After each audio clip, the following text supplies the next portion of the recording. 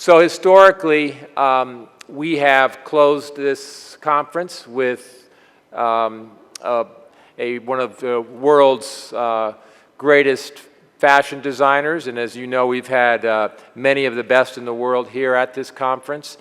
Today is no different.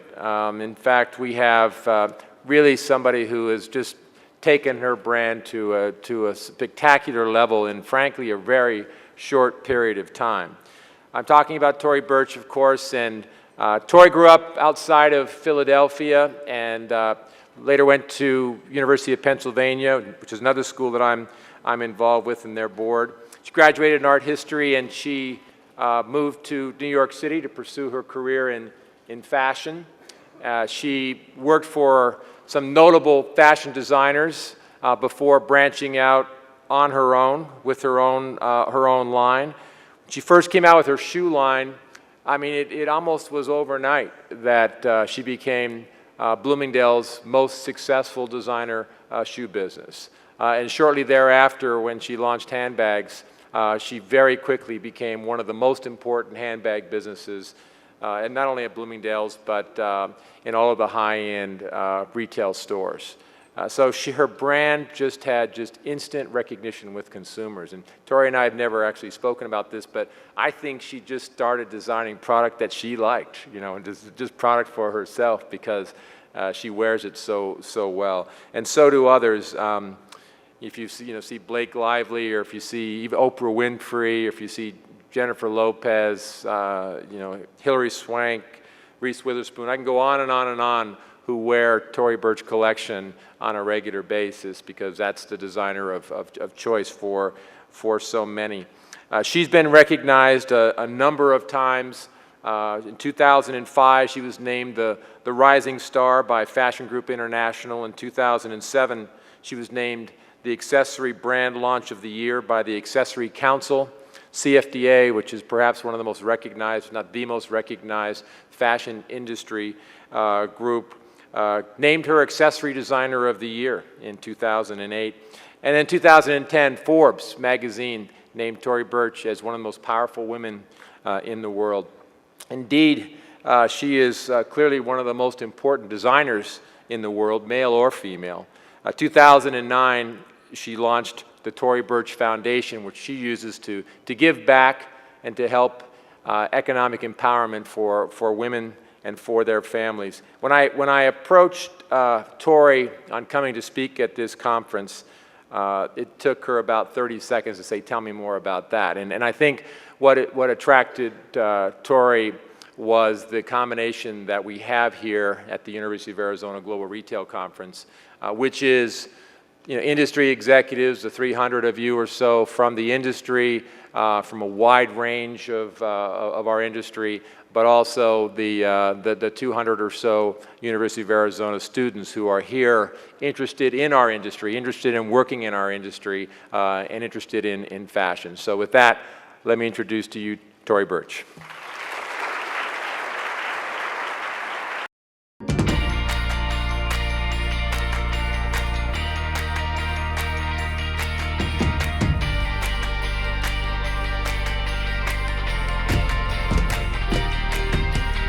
New York style setter Tory Burch is being hailed as the next big thing in fashion. Tory Burch. Tory Burch. Tory Burch. Tory Burch.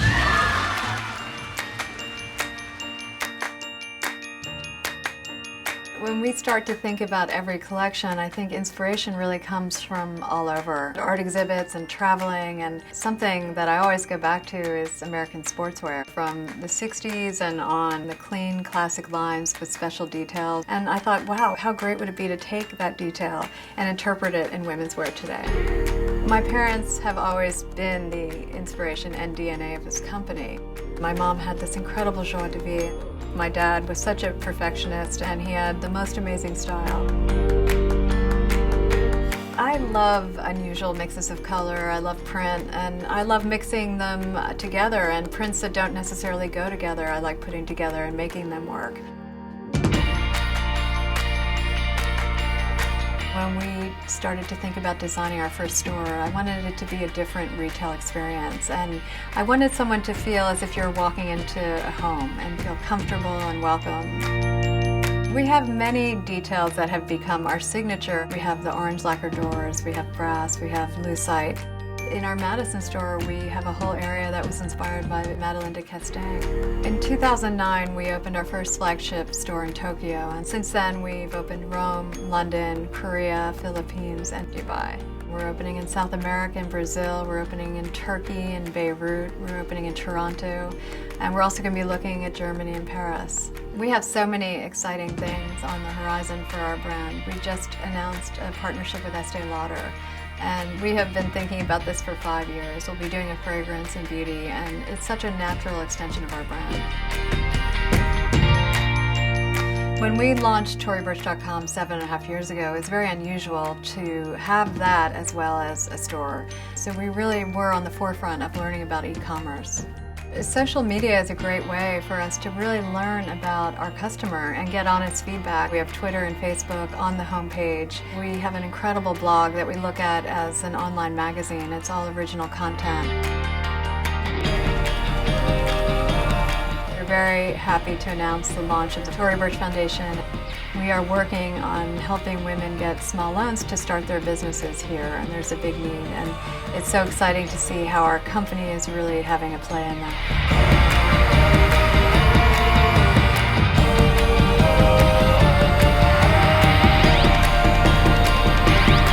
I've lived my life where I've taken chances, and if I believe in something, I go for it.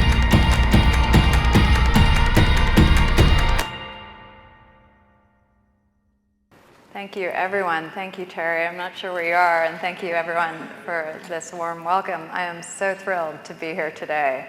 It's been a while, but to be part of this conference, as Terry said, it took me very little time to say absolutely 100%. And I have to confess that being the speaker on the last day is a bit daunting. The last moment. My 3 boys are total sports fanatics, and they told me that this makes me the cleanup hitter, and that I should absolutely feel no pressure. The truth is I'm more of a tennis player, and as a tennis player, my strategy is always to focus on the game and wait for the shot and be patient. When I was thinking about it, I realized that this could also describe the approach to building our business. Since the launch of our brand in 2004, we have focused on a few simple ideas. We always wait for appropriate opportunities. We carefully expand into new product and markets. And we move forward only when the time and location are right. We are ambitious, something we're proud of. Risk is a big part of the equation, but we are always very thoughtful and deliberate. And this brings me to the subject of our talk today, building a brand with patience and restraint. And I know it's a bit ironic because the conference is the theme. The theme of the conference is about acceleration. And for us, patience is the only path to our growth. From day one, I wanted to build a global lifestyle brand. And now when I hear that, I have to laugh because I really had no idea what, in fact, that would entail. I thought we'd start out slow, and we had a plan of building 3 stores in 5 years. And then it turned into 40. I realized that doesn't sound very patient or restrained, but we really could be much bigger than we are, and our approach is always measured and strategic. Along the way, so many things have happened that we never could have planned, and that have helped propel our growth in ways we never imagined. So we always push ourselves to evolve and look ahead while staying true to who we are as a company. And a very big part of our brand has been about storytelling, about engaging with our customers and having that direct line of communication. To help all of you understand the story of our brand, I want to start from the beginning. I grew up on a farm in Pennsylvania. I want to be the first to say I have a very untraditional background to be a fashion designer and a CEO. So growing up on the farm, I had no interest in fashion. I was only interested in sports. I have 3 brothers, and I was only interested in being outside. That said, my parents were always incredibly stylish. My father had impeccable style. He always designed his own clothing, and I often say that he should have been a designer himself, and he had amazing attention to detail. He would line his dinner jackets with Hermes scarves. He would get soutache from Italy to put on his tuxedos, and he'd have horn buttons that were fixed to his pockets in just a certain way to make the closures unusual. My mother also was always incredibly chic and always understated, and every time I remember when I was young, watching them go out and just being in awe. So I realized that fashion was part of my DNA. As Terry said, I studied art history at the University of Pennsylvania, and to be honest, I had no idea what I wanted to do after graduating. I loved art, I loved traveling, and I thought fashion would be interesting, but you might say I fell into fashion by chance. And then found my passion in the process. A week after graduating, I had a lucky break. I cold called Zoran, who was a designer that my mother used to wear, and he dressed some of the most incredibly chic women, Jackie O, Lauren Hutton, and I asked him for a job, and he said that I could have a job, but I had to start the next week. So I found myself getting on a train and moving to New York 3 days after graduation, having absolutely no time off. Zoran was the most eccentric, incredible designer. He looked like Rasputin. The vodka started at 10 in the morning. He was the true minimalist. He never used any buttons, zippers, closures on any of his clothing, and he had very, very strong opinions about personal style, including my own. On a daily basis, he tried to get me to cut my hair off, wear flats, and look as androgynous as I possibly could. But it was a great, great, exciting entrance into our business and the fashion world. My job was very diverse. It was getting coffee, it was interference. When someone would come to the office, I had to pretend he wasn't there. But it was a fantastic entry, and I realized that it was really understanding what the designer's world was. It was seeing someone design, it was managing press, it was seeing the business side of fashion. And to be 21 years old, I felt very lucky. While there, I met Candy Price, who then went on, she's an incredible force in our industry. She then went on to start Style.com. And Candy offered me a job to be a sittings assistant at Harper's Bazaar. And that was the most exciting. I worked with the most incredible photographers and stylists around the world. So I really saw what it was to put fashion shoots together. From there, I left and I went to Ralph Lauren, and then Vera Wang, and then Loewe, which was Narciso Rodriguez designing it. And it was really learning about the business and seeing how Narciso, I was doing PR, marketing, advertising, but I was watching Narciso transform a leather house into a designer brand. These were incredibly important years, and I think of it as my design and business school all wrapped into one. I learned about design, the creative process, but also developing the business and about branding. Ralph Lauren was the best possible place you could ever learn about branding. At that time, I was offered the position to be president of Loewe, and that was an exciting moment until I found out that I was pregnant with my third son. And I realized that I was going to have to make a very tough decision, and realized that I really could not take that job having 3 boys under the age of 4 and do it all well. So I had to make that decision of really leaving a career that I loved so much, knowing that one day I would be back and that it was in my future. Work is something that was always part of me and something I always felt very strongly about. But it was tough. But then what in fact happened is that during the time off and after I left Loewe, I started working on a concept of starting a company, and it really was amazing. I wanted to work on pieces that I personally was missing, as Terry said, and it was, but I loved fashion, I loved designer brands, but I couldn't or didn't want to spend the prices, so I thought it'd be really interesting to start a company of beautifully made clothing that really sort of were evolved and fashion forward, but didn't cost a fortune. I knew that was going to be a challenge, and I started working on that for a while, and I was hoping that if I was missing it, other women would be missing it as well. I began gathering information, doing research, putting boards together, sketches, looking at old pictures of my parents and their casual elegance, which embodied what it turned out to be the collection that it is today.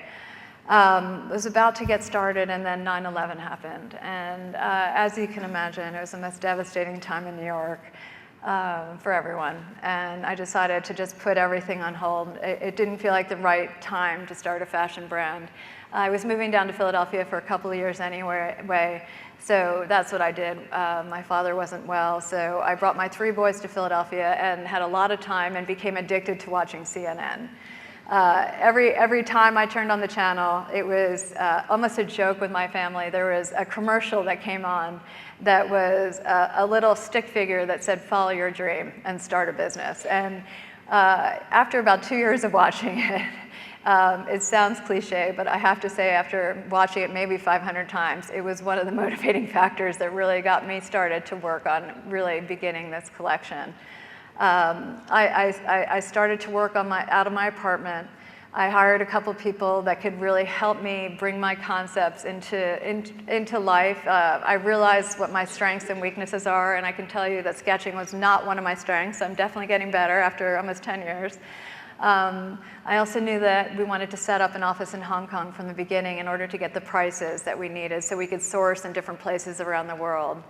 I went on many trips. I had 3 boys and 3 stepdaughters, 6 kids, so it was an enormous thing for me to leave them. But I dragged these enormous image books that I worked on to factory after factory, and really tried to say to many of these incredible factories, saying, if you take a chance on me and make 50 units of something, which is essentially losing money for them, because I was going to launch with 1 freestanding store in e-commerce. I will be with you for the long term. And it really, at the end of the day, after many dinners and countless discussions, we got them to sign on and really persuaded them to come along with us. When I was in Hong Kong, or when I wasn't in Hong Kong, I was always in constant communication with them. I would put my boys to bed at 9 o'clock. And I would often wake up, get on the phone with Hong Kong, and then wake up to a voice at 4 in the morning saying, Tory, you awake on the other end? And so it was a very intense 8 months of when we decided to start the business until when we opened our first store. And I often wondered, is this crazy? Can I get this done? Is this something we can pull off? When we needed to raise capital, I went out to get the company off the ground. I approached friends and family. We put in a small investment. But what I said to them is, I want you to invest money that you're going to lose, because I was so worried about taking people's money and actually not coming through. I really had no interest in hurting anyone. One of the things I talked a lot about was the foundation, and I was also told never to mention foundation and business in the same sentence. And I won't say by who, but a lot of men told me that, and I thought that was very interesting. It was always part of the business plan, and I'll talk a little bit more about that later, but it was definitely not viewed as a positive when I went around to raise capital. With the capital we raised, we were able to open a 1,900 square foot store that was downtown Lower Manhattan on a very untraveled street, and the rent was great. And we had enough to bring 1 collection into the store and launch a website. And I was often warned that I should never open a retail store, that I should start with wholesale, do a couple categories. And I'm so happy that I really stuck to my guns, because it was 1 store, it was maybe 15 categories. It was anything from ready-to-wear, footwear, handbags, beach towels, umbrellas, but you really walked in and you saw who we are right away. There were so many naysayers, and one thing that my parents always said to me is, it's negativity, and you have to always think of that as noise and truly focus on what you believe in. I truly believed in it. I felt that multiple categories was the best way to express our lifestyle concept. It would allow us to tell our story with the depth and dimension that we wanted. So I also wanted the shopping experience to be different. At the time, retail was very minimalist, but we decided to take a different approach. I wanted customers to feel like they were walking into someone's home. They would immediately know who we were, what we were about, and we spent an incredible amount of time on the look, the feel of the space, from the doorknobs to the candles burning to comfortable couches. We wanted children to feel welcome. We wanted it to be very impactful, and we launched during February 2004 Fashion Week. We invited friends, editors, retailers, press, out-of-town press. We worked through the night. My brothers ran to get my pillows in Southampton. My stepdaughters and I worked on the door. Nothing was ready. We worked until 9 a.m. We opened the store without doors, in fact. Ran home to shower, and by 10 o'clock, we had a party from 10 until 6. By the end of the day, it was the most astounding day. My mother, my best friends, all became incredible salespeople. We all pitched in. Women were changing in the middle of the stores. We had absolutely no space, and the men were thrilled. But it was something that we had no idea how people would like it, if it would resonate. By 6 p.m., we collapsed, and we realized that, number one, we sold through almost all of our inventory, and that we might be onto something. It was an incredible moment. Today, we are a global brand. We have 83 freestanding stores across the US, Europe, Middle East, Latin America, and Asia. Our collection is available in over 1,000 retail stores, specialty stores, and on ToryBurch.com. And we continue to grow and expand and expect to open about 20 to 25 stores this year, including in Mexico City and Shanghai and Munich, many other places.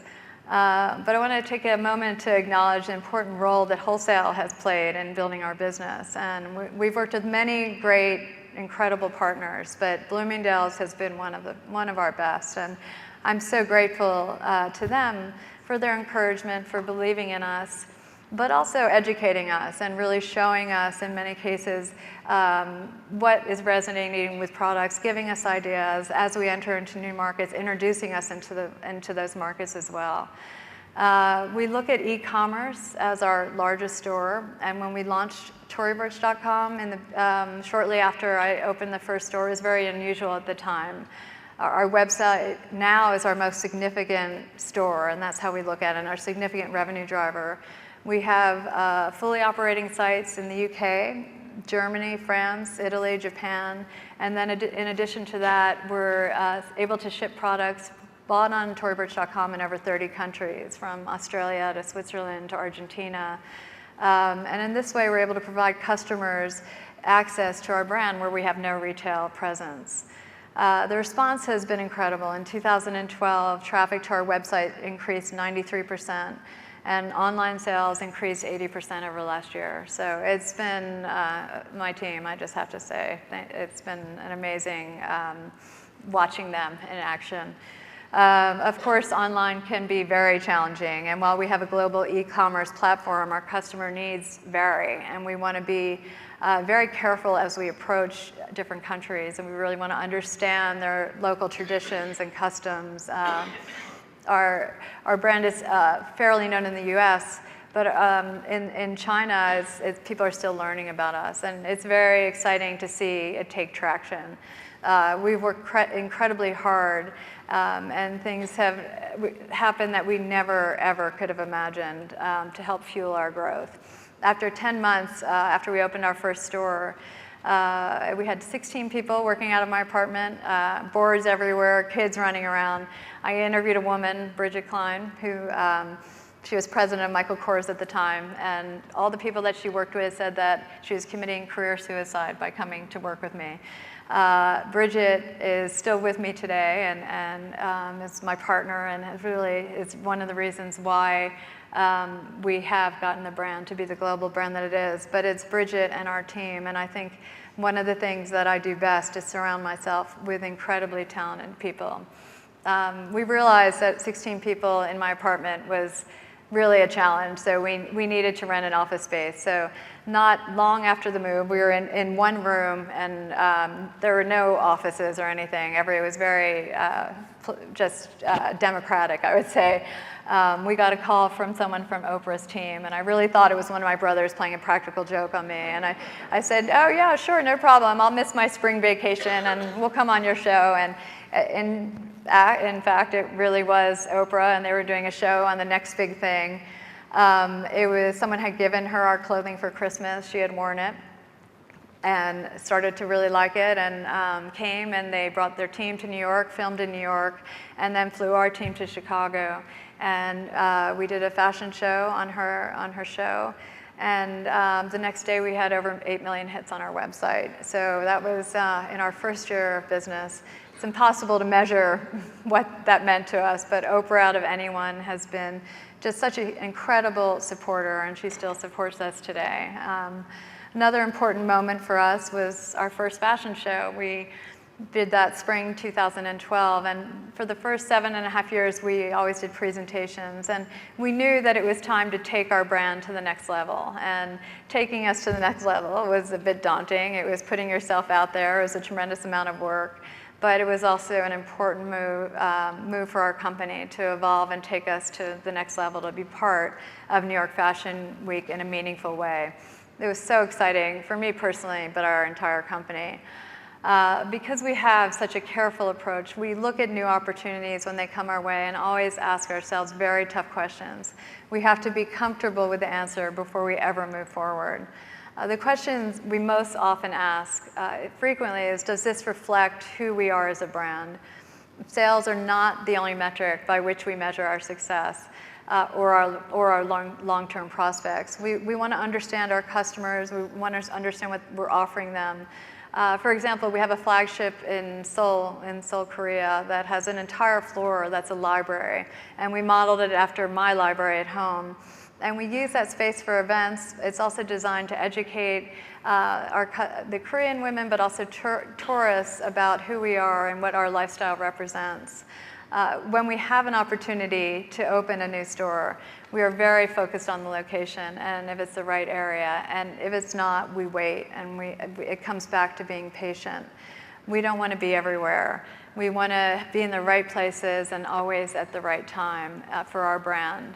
When we have the infrastructure or the partners to help us manage it, it's always great, but sometimes we also decide to take it on our own. And in China, that's the case. We looked for 2 years at the Chinese market and thought that maybe we could really start to think about doing it on our own. We took our time, we found the best location for us, and ultimately we opened in Hong Kong in 2010. The store broke even within 6 months when we opened, and we're way ahead of our projections. We're moving into China slowly, but it's a very exciting opportunity. With potential licensing partners, we ask ourselves, is this something that we can do, or do we not have the expertise to do it? We work hard on brand extensions but in a very careful way. For us, licensing makes a lot of sense when we lack the necessary expertise to do it ourselves. We also want to be sure that the partner understands who we are and is aligned with us, with our vision. And over nearly 10 years in business, which will be 10 years next February, we've entered into licensing partnerships with 3 people. Eyewear for Luxottica, Estee Lauder for a fragrance, which will launch in October. And the most recent deal we just signed is with Fossil for timepieces, which is very exciting. But to give you a sense of how patient we are, Estee Lauder was a 5-year conversation. Evelyn Lauder was a true inspiration to me, and we spent so much time working about and thinking about what we would do, and thankfully we were able to sign the agreement about 3 months before she passed away. And we all wish she was here because she was really just so inspiring to so many of us. But we are so thrilled with our relationship with Estee Lauder and about the exciting things that we will be doing together. We're thrilled that the upcoming launch of our fragrance will also be our first advertising campaign. We have never advertised to date. We have built our company through marketing, PR, and social media, and of course our customer. Another question we always ask is, what do our customers want from us? When we enter a new market, we try to be incredibly sensitive, as I said, to the local traditions and customs. In the Middle East, for instance, women want to be more covered up. It's the opposite in Brazil. So we have to really learn about the territory, and we want to do it in a very respectful way. But we're offering products for which there's a demand, but we also want to think about the long term. And it's not just really what is going to sell immediately. We want to think about how it will affect our brand 5 and 10 years from now. Our logo is something that we want to protect. It's been such an important part of our brand. And it still is so important, but now that we're a bit of a more established company, we want to be very careful with it, and we don't want to use it on everything. We want to be able to wardrobe women head to toe, and we want to really think that through. But one thing that is really paramount to us is our customer, and as we continue to grow and expand, we always ask ourselves, who is our customer? What does she want? How do we not lose sight of who she is? And how do we take us along and evolve with us as a company? And for us, communication is key. And when we launched our website, we recognized early on that this could be much more than a virtual boutique. We could use this as a direct line of a communication with our customers and having feedback, whether it's negative or positive. But we also decided to launch a blog, and we hired Anna Brody, who is from the magazine world, and we thought it'd be really interesting to do an online magazine, all with original content, and really show our customer what inspires us. It's not Tory Burch centric. It's now called the Tory blog, but the blog features designers, it features artists, musicians, culture, entertaining ideas, recipes. It can be anything that is inspiring to us. And it's a way for our audience to really learn more about who we are as a company. And in February, we actually live streamed our show on our homepage, and that was another way to get them to feel really part of who we are and what we are doing. But our blog is just one way to connect with our customer. Social media is crucial to helping us build our business. Whether it's Facebook, Twitter, Pinterest, Tumblr, there's 5 a day that we're learning, Google+, Instagram. I personally tweet and do our Instagram, but these are all platforms that are really part of helping us build our company, and we find them to be incredibly useful. Social media gives us the window into what's working and what's not. Last Mother's Day, we posted a picture of me in a dress that we had done in one of the first seasons, and I was collecting starfish with my son. And there were many positive comments, so we thought we should just reissue the dress. We put it on Facebook and Twitter, and the dress sold out within 3 days. So it really shows how powerful a tool social media can be. It was very exciting to see, but social media also helped us turn around a very challenging situation as well. A couple years ago, we implemented a new system in our warehouse. We hadn't given ourselves enough time to work out the kinks, and it was a big problem. As a result, everything backed up. There was no transparency. Orders were delayed. We didn't know what was shipped, what was received. It was an absolute nightmare, and it was a 6-month nightmare. So the negative comments started to build. We had to really make a decision. Do we take them down, or do we really explain to our customer what's happening? And in fact, that's what we did. Our social media team reached out to people who complained. We all were in the warehouse packing boxes many Sunday nights, and we all band together, and we understood that social media is about authenticity, and that is really what happened. We really explained to them what was going on in this difficult situation, and it really turned very negative comments and people into brand advocates, because we really said, listen, this is a problem, we need your help. With any opportunity, another question we always ask is, how will this impact our company? Not today, not tomorrow, but 5 and 10 years from now. We're not interested in growing the company at the expense of the brand's long-term value. As I've always said, we are not in a rush, and we are not scared to say no. And I find that we never regret when we do. People often ask me, I guess the number one question is what's next? And in many respects, I feel that we're just beginning. I feel we have so much we want to do. whether it's home, which we're looking into, but really sports. That's something I'm very interested in. Men's. I have 3 boys and 3 brothers, so the pressure is mounting on a daily basis. And at some point, I would love to do that, but I also know that we have to really keep our focus and get our company on track to being the best possible company with the best quality, the best everything until we start to go and branch out. So much has happened in the last 9 years. There have been so many memorable, rewarding experiences. One of the most exciting was really launching the Tory Burch Foundation in 2009. It helps support and empower women entrepreneurs and their families through small loans, mentorship, and most recently, entrepreneurial education. We partnered with Goldman Sachs, 10,000 small businesses, and we did a pilot program earlier this month, and we had 18 graduates, and it's really something that works so well that we're going to be rolling this out. It was also Babson and LaGuardia Community College, so we want to look at different universities to partner with and really give an intense 9-week MBA program for women who haven't had the chance to go to business school.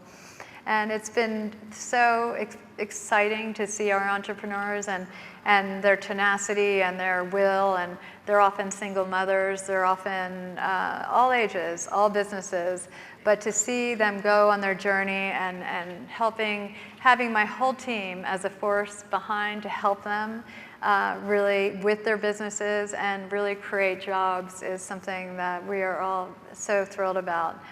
Of course, our path has had many obstacles, and we make so many mistakes. And one thing I talk to our team a lot about is how do we take those mistakes and really turn them into positives, and really also not forget to celebrate our successes. And I think that's a really important thing. Because it's very, as the macro environment gets more difficult, and it's even when 2008 happened, and now we see things happening today, we have to really band together and not always look at the negatives, learn from the negatives, learn from mistakes, see things that happen in product, and work on everything, but really celebrate in our team and the quality of what we have the potential of doing together. But in closing, I just wanted to share a couple of things that were very meaningful lessons to me that I've learned. I would say, first and foremost, to all the students in this room, I think many of you are up front, and it's something I tell my boys regularly, even if you don't start out in the perfect job, whatever you do is going to shape and enrich your perspective. Pay attention and be open to the experience, and you will always take something away from it. And that is something that each job that I had was a building block to finding my passion. Think of negativity as noise, and that I think we all experience on a daily basis. Everyone has opinions, and I think you have to believe in what you're doing. You need a unique idea, that's for sure. But my parents always taught my brothers and me that we could do anything, and you're going to have to work harder than you have ever imagined. You're going to have that unique idea, and you're going to have to put in the time and energy to really make it happen, because nothing that is successful comes without extremely hard work. And as I said before, it's never a regret. I never have regretted saying no, but the great Russian novelist Leo Tolstoy has one great quote. It says, "The strongest of all warriors are these two, time and patience." So I want to thank you for yours today, and very happy to be here, and thank you for having me.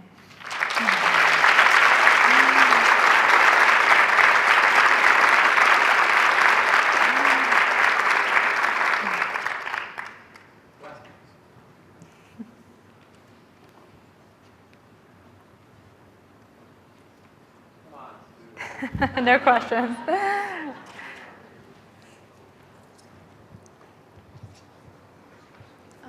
Good afternoon, Tory. I'm Lily. I'm a student at the University of Arizona, and I had a question regarding how do you know, specifically for your company, when it's right to enter a market? Like, how do you personally make that decision? Well, I think it's right when you're right, and I think that it's when I talk to entrepreneurs, I always say, when you enter the market, make sure you have a unique concept and idea. And I always look at the market And if you're missing something, that's a pretty good judge of it. And I think it's about instinct. And I find that whenever I don't follow my instinct, that's when things can go wrong. But I think it's, listen, when 2011 happened, I knew that wasn't the right time. So I think you have to really have a very focused business plan, and you have to really believe in it and be passionate about it. But I think there's never really a wrong time. It's all about you and what you're ready for. Tory, can you talk a little bit about how difficult it was for you as a working mom to start your business and continue throughout? I'm sorry, I didn't hear that. I just want to hear your perspective as a working mom and how you managed that and to become so successful. Yeah, so I mean, I would say my number one challenge is balancing family and work, and I think it's incredibly difficult. As I said in the beginning, when I had 3 babies under the age of 4, I found it impossible. So I did take 4 years off during that time until my children were in school. That said, I think it's about time management. It's about setting limits and priorities. I take my kids to school every morning and I'm home by 6:30. And I think that the day in between is incredibly intense. But you have to figure out what works for you. It's always going to be a challenge. And I look at, that's one of the challenges women face today. And we try to create an environment and a culture that really allows women to be a mother and to also have a career. And I'm not interested in the amount of time they spend at the office. I'm interested in the quality of work. And I'm the first to want to go to my son's lacrosse games. I'm the first to want to be at a doctor's appointment. That said, I think if you can really do a job effectively, that's what it should be about. It's not about clocking in hours. And I think many more companies might need to look at that as well.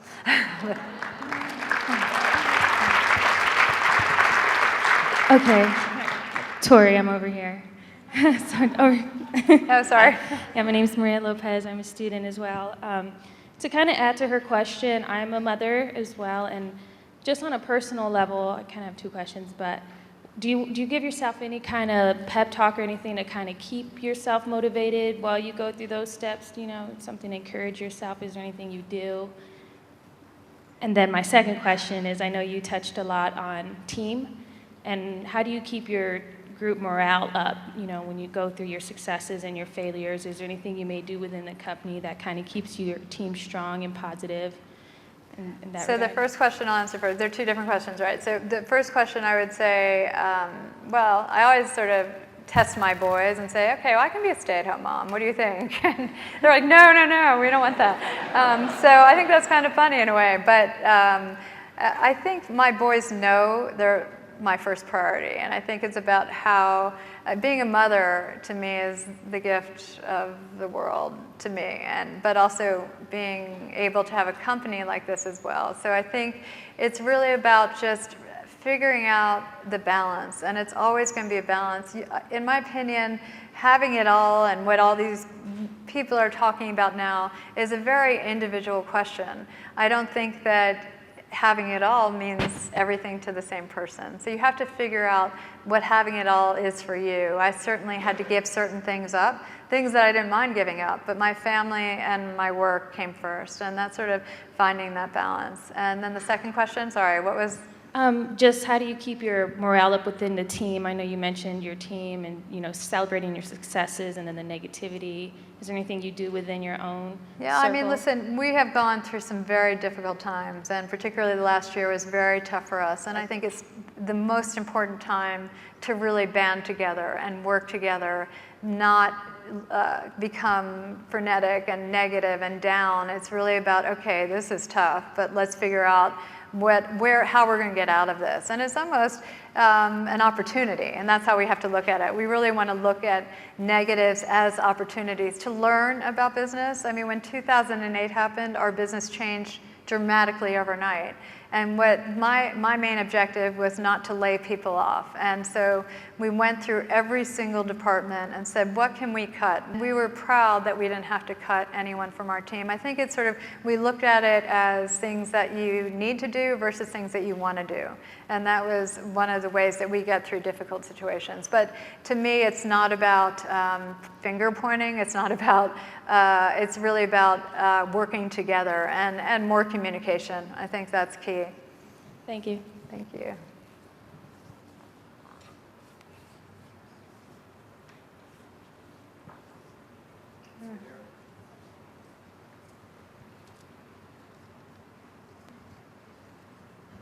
Hi, Tory. First of all, I'm shaking.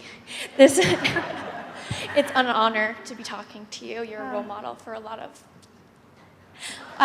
college women here. I'm trying not to cry. No, don't worry. I always get nervous too, so don't worry. My name is Fiona, so it's a pleasure.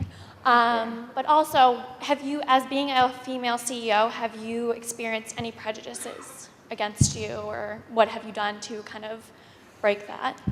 I would say many, and one good example of that is several months ago I was being introduced, and my big introduction said, and here is Tory Burch, female CEO. And I was like, I went up and I'm like, wait a minute, I've never heard a male introduced as a male CEO before, but I'm just going to move on from there. But listen, I'm a big believer that we need more women to be elevated into higher roles if they want to be. It's all, I'm not preaching that. I think being a mom is one of the hardest jobs out there. So I think it's what's important to you. But I think we need to change things where there's an equal environment for women and men. We need, obviously, more women on boards. But I think it's something we all have to work on. And we know that we have a long way to go on that. Whether it's pay, equity, equality, I mean, that's a simple, no-brainer thing. To me, being paid equally is about the quality of work. It's not about gender. And I think there's the old, sorry, Terry, men's club mentality, not here, but I'm just saying in general that I think that we have to break molds, and I'm a big proponent of helping and any women entrepreneurs, if that's the route they choose. I think it's important to deal with these issues and face them head on in an elegant way. I don't want to be preaching and things like that, but I think that there's ways that we can do it and work together to do it. And I think women also have different perspectives than men, and even the way in leadership roles. I think it's very, very important to have women and men working together, because I think they have very different styles and techniques.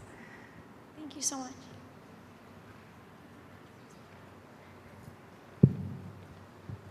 Hello. Okay. Yeah. I'm also a student. My name is Jocelyn, and I was wondering, when you first start your business, like, how do you begin raising funds? Who do you approach, and how do you decide who to approach?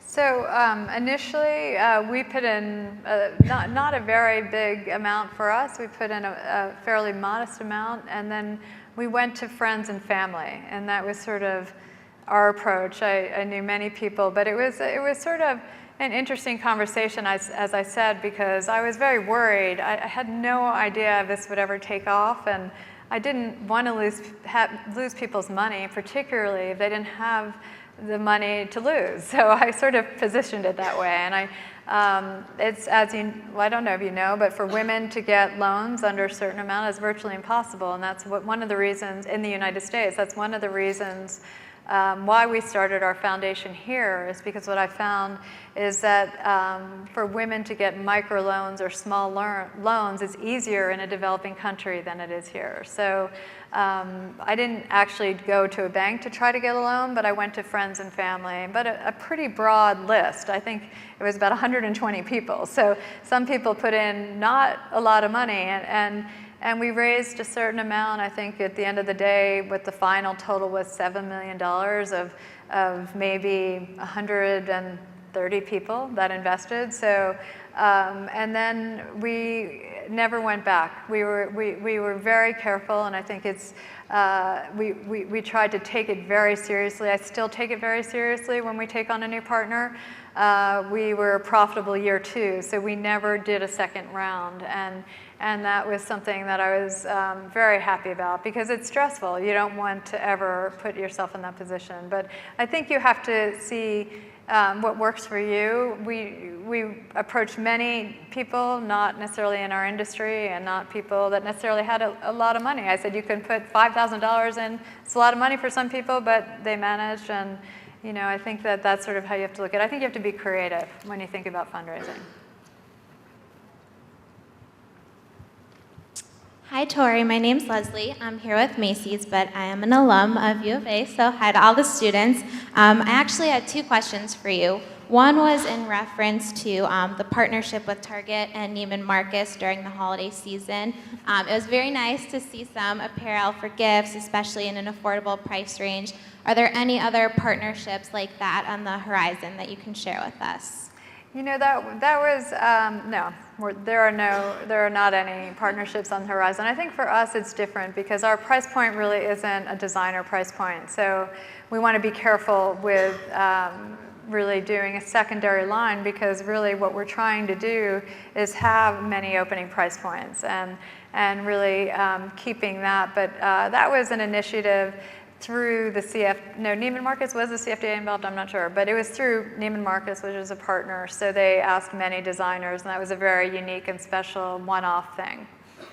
Thank you. And my second question is in regards to your logo. I know you spoke about preserving the integrity of your logo, not trying to brand everything. Where did the logo come from? Is there any source of inspiration or special meaning behind it? I worked with a company, but what I said to them is I wanted more of a design element, something that I personally would wear. I wasn't really a logo person per se, so I thought it'd be interesting to base it off of tees, but I was very inspired by an interior designer named David Hicks in the 60s and 70s, and so I thought it'd be interesting to take some of his international feel, whether it's Morocco or India, and incorporate it into the logo. And I loved the round circle around the tees, and it's funny when I showed people what they thought. So many people had so many different opinions, negative and positive. So it's another example of really hearing what people have to say, but following through on what you really feel strongly about. I saw 100, and it was the only one that resonated with me.